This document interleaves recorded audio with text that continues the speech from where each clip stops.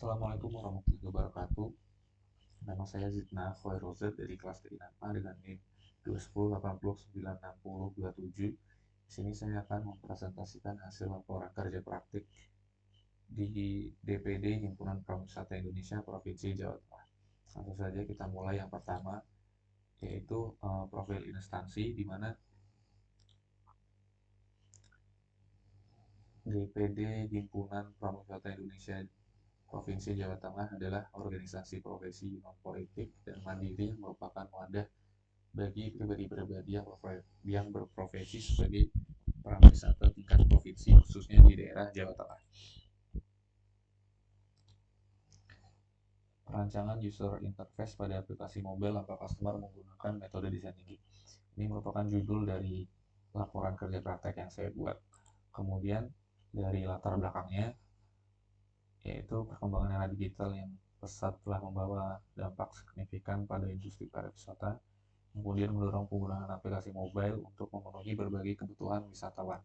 Dalam konteks ini, maka saya menggunakan metode design thinking dalam perancangan aplikasi lapak customer guna menciptakan solusi inovatif yang berpusat pada pengguna. Dengan pendekatan interaktif dan human centered, aplikasi ini diharapkan mampu memberikan pengalaman serta kenyamanan dan efisiensi bagi pengguna, serta meningkatkan pengalaman pengguna dalam merencanakan dan menjalani aktivitas pariwisata.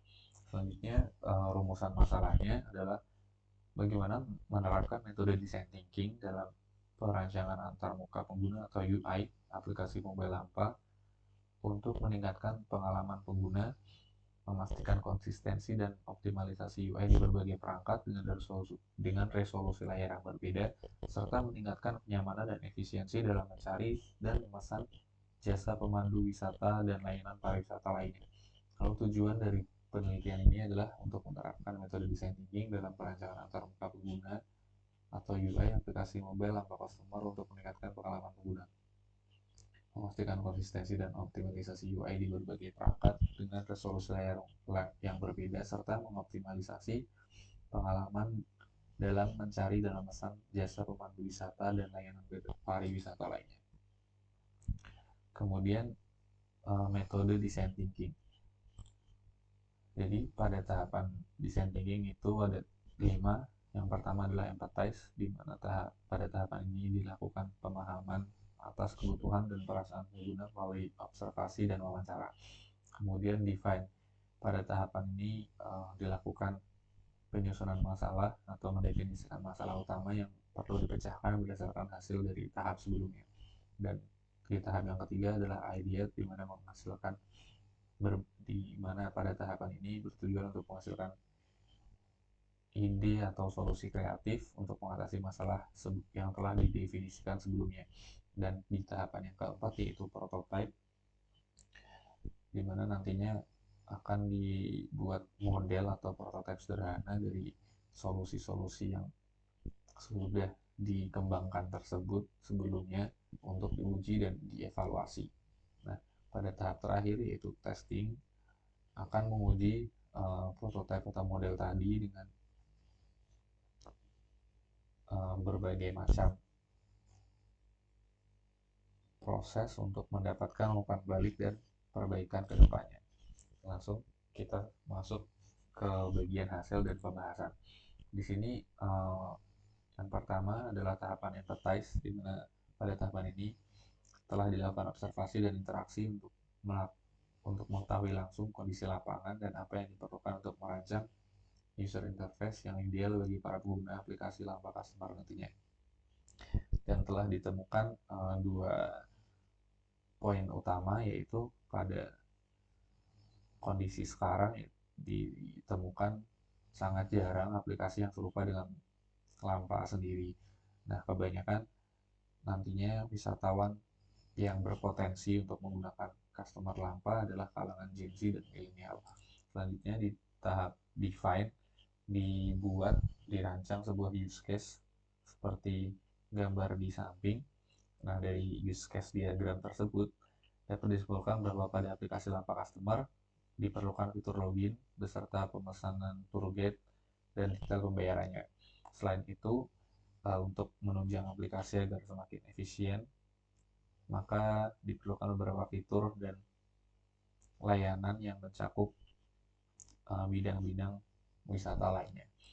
Nah, maka dari permasalahan tersebut, setelah dikembangkan beberapa solusi pada tahap ideate, yaitu desain user interface yang efisien dan efektif, di mana tata letak icon dan elemen grafis yang menarik, serta harus ditambahkan oleh fitur-fitur pendukung layanan wisata lainnya.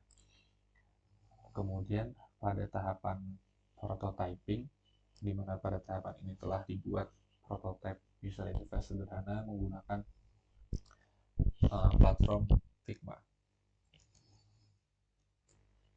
Nah, seperti ini merupakan gambaran dari aplikasi lampa customer yang sudah dikembangkan modelnya, prototipenya melalui platform Figma. Dapat dilihat di sini ada halaman pertama, yaitu register dan login, di mana nanti pengguna dapat mendaftar akun ataupun masuk ke aplikasi lampa melalui akun yang sudah mereka buat. Lalu di halaman home screen di sini merupakan halaman utama di mana para pengguna nanti dapat langsung mengakses fitur-fitur yang sudah disediakan oleh pengembang. Nah, kemudian ada halaman deskripsi. Ini merupakan deskripsi dari pada destinasi ataupun layanan yang disediakan oleh aplikasi. Nah, ada menu kedua. Di sini adalah layanan wisata, berisi layanan-layanan pendukung wisata lainnya seperti halnya penginapan, kuliner, serta perbelanjaan. Lalu pada halaman ketiga di sini adalah halaman pesanan yang berisi status ataupun detail pesanan yang dilakukan oleh pengguna. Kemudian di halaman explore ini berfungsi sebagai tempat untuk customer atau pengguna melihat event-event ataupun informasi-informasi terkait dunia pariwisata. Lalu di halaman profil, di sini terdapat informasi mengenai akun pengguna seperti foto profil, nama pengguna, kemudian di sini juga terdapat menu partner lampa, di mana pengguna ataupun customer dapat menjadi partner dari lampa sendiri untuk mengiklankan atau mempromosikan produk yang mereka punya, seperti itu. Jadi nantinya produk tersebut akan ditampilkan untuk umum, untuk pengguna umum di menu explore. Nah, ada juga menu seperti edit profil, edit akun, informasi, berisi informasi mengenai detail aplikasi dan juga syarat dan ketentuan. Lalu ada room chat, di mana nantinya pengguna dapat berinteraksi atau mengirim pesan dengan tour guide yang sudah dipesan. Lalu di sini ada menu notifikasi, di mana berisi notifikasi mengenai detail perjalanan ataupun detail pembayaran dan sebagainya. Nah, setelah dibuat prototipe menggunakan aplikasi Figma tersebut, maka dilanjutkan ke tahapan selanjutnya, yaitu tahapan testing. Jadi di tahapan ini dilakukan pengujian untuk memastikan bahwa UI yang dirancang tadi dapat memberikan pengalaman pengguna yang optimal di berbagai perangkat. Pengujian ini sudah dilakukan oleh tester dari pihak Google Play Console dengan beberapa device. Salah satunya adalah Google Pixel 2, di mana pada device ini memiliki ukuran resolusi 1080 x 1920 dengan ukuran 420 dot per inch. Lalu ada Motorola J20 dengan ukuran 280 dot per inch dengan resolusi 720 x 1600. Lalu ada Google Pixel 6 dengan ukuran 420 dot per inch, resolusi 1080 x 2400. Ada Google Pixel 7 yang memiliki resolusi yang sama dengan Google Pixel 6 sebelumnya.